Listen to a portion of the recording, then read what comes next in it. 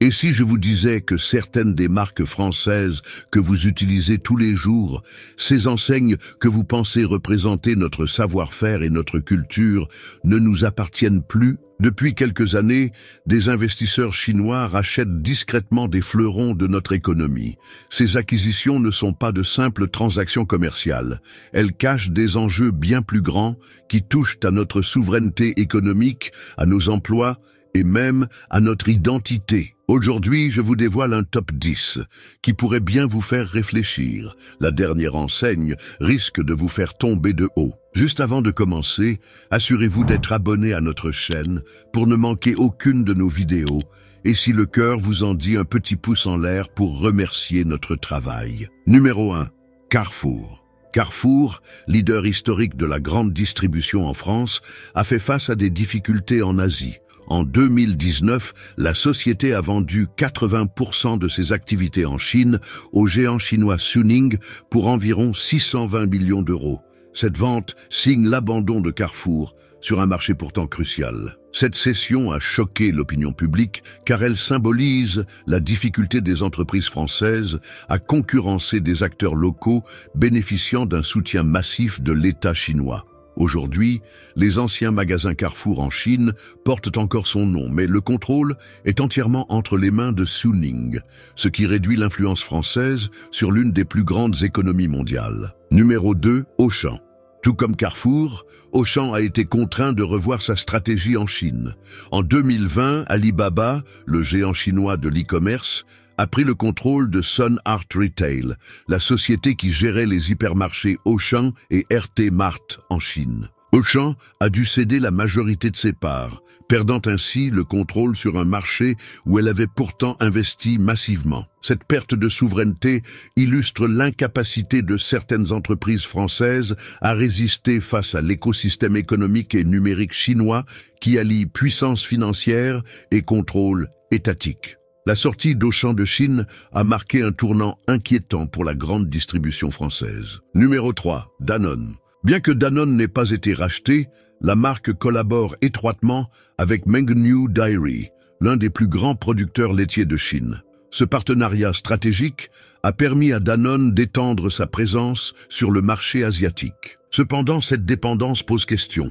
Mengniu Dairy est largement soutenu par des fonds d'État chinois, ce qui peut donner à la Chine un levier sur l'un des plus grands groupes agroalimentaires français. Danone, en quête de croissance à l'international, risque de perdre son autonomie stratégique dans un secteur vital pour la santé publique et la sécurité alimentaire. Numéro 4. Ladurée.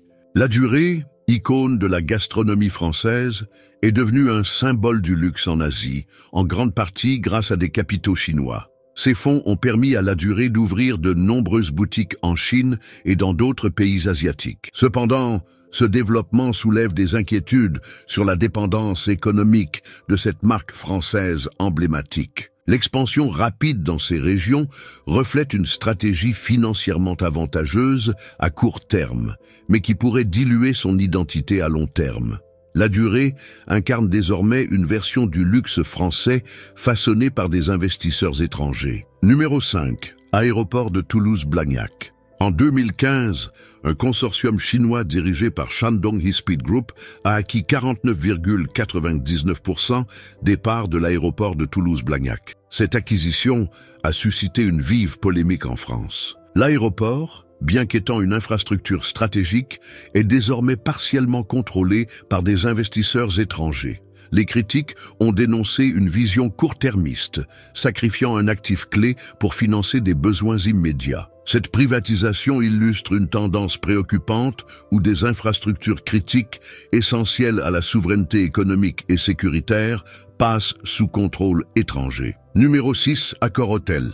Accor Hotels, leader français de l'hôtellerie, compte parmi ses principaux actionnaires le conglomérat chinois Jinjiang International. Cette prise de participation massive a permis à Accor de renforcer sa présence en Asie. Cependant, Jinjiang exerce une influence notable sur les décisions stratégiques du groupe. Ce partenariat pourrait réduire l'autonomie de la société et aligner sa stratégie sur les intérêts chinois. Accor, autrefois fleuron indépendant de l'hôtellerie française, devient un exemple des pressions exercées par les investisseurs étrangers sur les grands groupes nationaux. Numéro 7, Peugeot. Peugeot, fleuron de l'industrie automobile française, fait partie du groupe Stellantis, où Dongfeng Motors, une société d'État chinoise, est actionnaire. La présence de Dongfeng soulève des questions stratégiques sur l'accès à la technologie française. Bien que cette collaboration permette à Peugeot de se développer sur le marché asiatique, elle expose également le groupe à des transferts technologiques qui pourraient profiter à l'industrie automobile chinoise. La dépendance croissante de Peugeot à des capitaux étrangers met en lumière les vulnérabilités de l'industrie automobile française. Numéro 8, Michelin. Michelin reste un acteur majeur et indépendant dans l'industrie du pneumatique, mais l'entreprise collabore activement avec des groupes chinois pour ses opérations en Asie. Ces partenariats incluent souvent des transferts de technologies avancées, un enjeu crucial dans un secteur hautement concurrentiel. Bien que ces accords permettent à Michelin de croître sur le marché asiatique, ils exposent l'entreprise à des risques de dépendance et de perte de savoir-faire stratégique, en particulier face à une industrie chinoise en plein essor. Numéro 9, Louvre Hotels Group.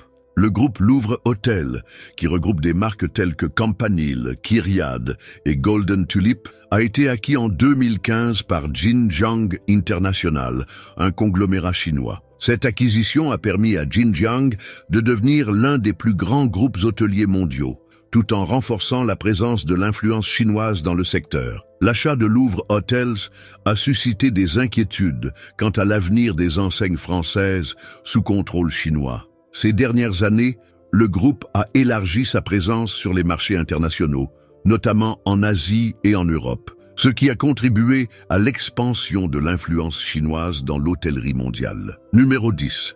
Veolia.